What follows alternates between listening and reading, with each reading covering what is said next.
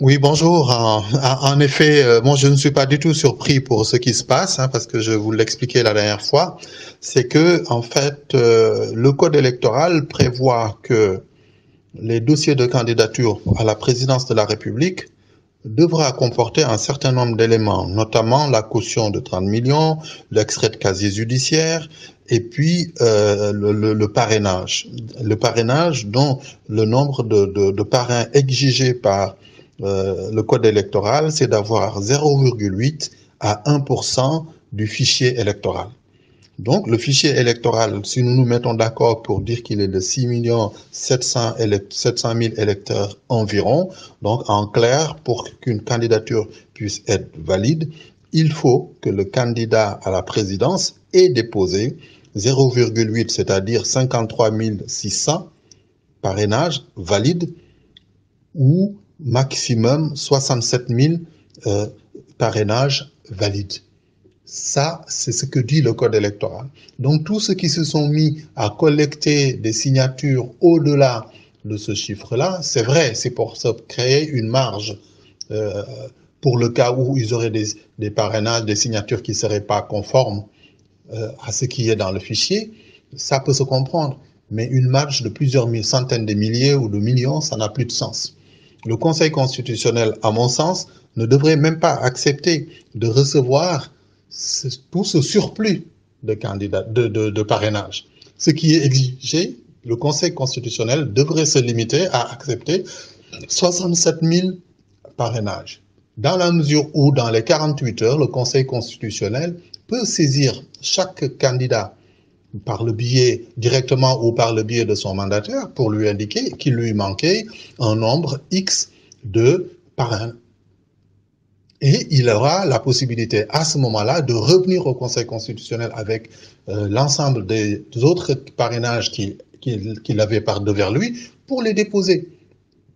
Et de ce lot-là encore, le Conseil collecterait encore le nombre de parrainages qui lui manquait pour ensuite pouvoir lui valider. Et si toutefois il n'atteignait pas le nombre, à ce moment-là, il aurait été disqualifié. Ça peut se comprendre. Mais maintenant, arriver avec plusieurs millions, ça crée un problème. Si le Conseil constitutionnel commet l'erreur, par exemple, de recevoir, et c'est ça qui a fait la bousculade, si le Conseil constitutionnel commet l'erreur de recevoir la candidature du président Macky Sall, candidat de Benno Bokk Yakaar, avec la totalité des signatures collectées pour parrainer sa candidature, à ce moment-là, le jeu est faussé parce qu'il aura déposé un nombre de signatures tel qu'il aura augmenté le risque de doublon. Or, on ne le lui demande pas. Ce qu'on lui demande, c'est 1% de signatures de parrainage valide. C'est ce qu'il faut déposer. Tout le reste, c'est un surplus inutile.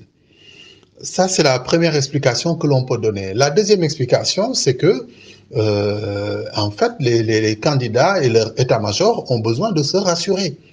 Et cette assurance-là, ils peuvent l'avoir à partir du moment où ils annoncent qu'ils ont déposé la caution auprès de la caisse de dépôt et des consignations, et voilà l'attestation ou le reçu de dépôt, ou qu'ils indiquent que leur casier judiciaire, il est là, ils l'exhibent, c'est une assurance pour les militants, c'est une assurance pour les sympathisants.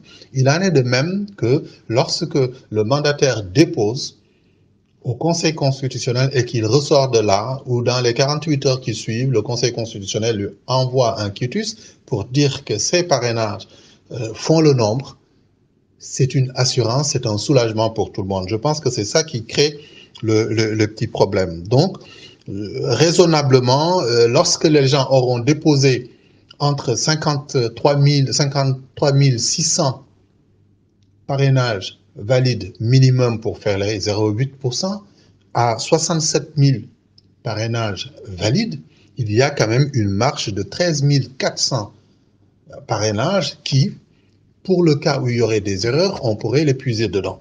Donc j'estime que dans la plus grande marge qu'on pouvait s'accorder, c'est de doubler les 67 000, de se dire je cherche 2-3 fois ce chiffre-là pour pouvoir m'assurer une sécurité. Mais véritablement, les heures, on les comprend parce qu'il y a cette situation de blocage qui peut être créée si on dépose tout cela, on aura créé une situation qui gênerait les autres candidats parce que les risques de doublons auront augmenté. Mais pour ce qui me concerne, j'estime quand même que ça ne justifie pas le fait que l'on se cogne dessus parce que il y a des risques de poursuites judiciaires du fait de coups et blessures volontaires qui pouvaient éventuellement découler de ces incidents-là. Voilà. Pour ce qui concerne Malick Gakou, il est tout à fait libre de venir lui-même déposer sa candidature parce que le code électoral permet aux candidats, le jour de l'élection par exemple, un candidat à la présidence, il entre dans tous les bureaux. Il a un mandataire, mais il a, lui, la faculté, dans la mesure où il est candidat, d'entrer dans tous les bureaux de vote. Donc, il est tout à fait libre. Il peut lui-même déposer sa candidature, comme il peut laisser le soin à son mandataire de le faire. Ce n'est pas du tout gênant. Et pour ce qui me concerne, moi, j'ai expérimenté ce cas-là. En 1999, je portais une candidature pour l'élection des sénateurs représentants des Sénégalais de la diaspora au Sénat. J'étais moi-même le mandataire de la liste dont j'étais la tête de liste, la liste Agir. Donc, parce que c'était pour m'assurer que tout allait bien que je sois entouré de conseils, mais j'avais porté la chose moi-même pour m'assurer que tout allait bien. Voilà, dans un premier temps, ce que je pouvais vous dire. Quelle explication technique? Oui, mais je parlais d'explication technique. L'explication technique, c'est que, en fait, à partir du moment où l'on commence à déposer, le premier candidat qui dépose, il fait naître un nouveau fichier que l'on appelle le fichier des parrains.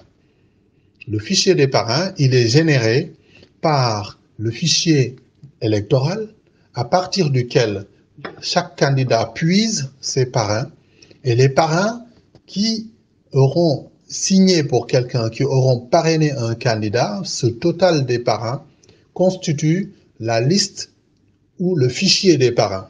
On peut considérer a priori qu'à la clôture de dépôt, on peut avoir une tendance pour ce qui concerne l'éventualité d'un taux de participation.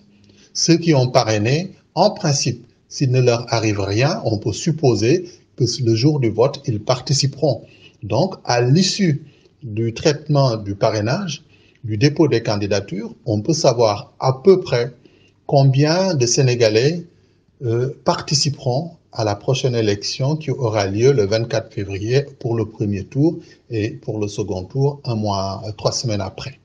Donc voilà globalement l'enseignement que l'on pouvait tirer de ces incidents-là. Moi, j'en avais parlé tout simplement parce qu'on réfléchit à l'organisation de tout ça et par expérience aussi, on sait que ça se passe souvent comme cela. On se dispute pour les premières places, mais cette fois-ci, la chose a été encore beaucoup plus amplifiée du fait tout simplement qu'il y avait ce système de parrainage qui fait que on risquait d'avoir des doublons et le pourcentage de chance d'avoir le plus de doublons, c'est si on dépose parmi les derniers. Donc les premiers ne risquent rien.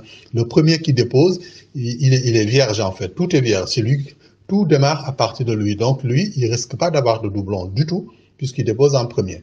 Maintenant, ceux qui viendront après, si une personne par mégarde ou le premier a fraudé ou le second a fraudé, ben, quelqu'un aura créé une situation de doublon, honnêtement ou malhonnêtement, mais puisque le code prévoit que c'est le premier qui a déposé, on validera cette candidature-là, ça fait que même si c'est le premier qui avait fraudé, le second sera pénalisé. Voilà l'explication que l'on peut donner, une des explications en tout cas, pour dire qu'il y a encore à réfléchir dans l'organisation de tout cela. Le retour que j'ai de ceux qui ont suivi les échanges avec la commission des experts indépendants qui est allé tester le système de validation des parrainages, ils en sont ressortis, m'a-t-on dit, heureux. Pour ce qui me concerne, c'est a priori cette méthode-là dont je vous ai parlé qui va permettre justement de pouvoir enregistrer les parrainages assez librement, sans trop de heurts. Du fichier électoral, on fait la comparaison avec la liste des parrains que le candidat amène. Si on valide 1%, on le verse dans un nouveau fichier qui va s'appeler le fichier des parrainages, et ainsi de suite.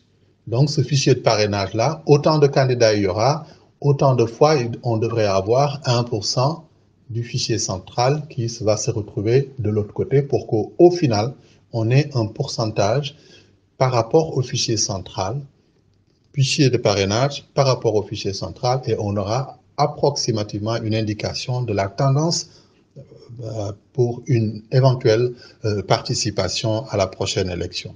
Voilà globalement ce que je pouvais vous dire. Si vous le souhaitez, on peut se retrouver pour en parler plus sereinement. À très bientôt. Au revoir.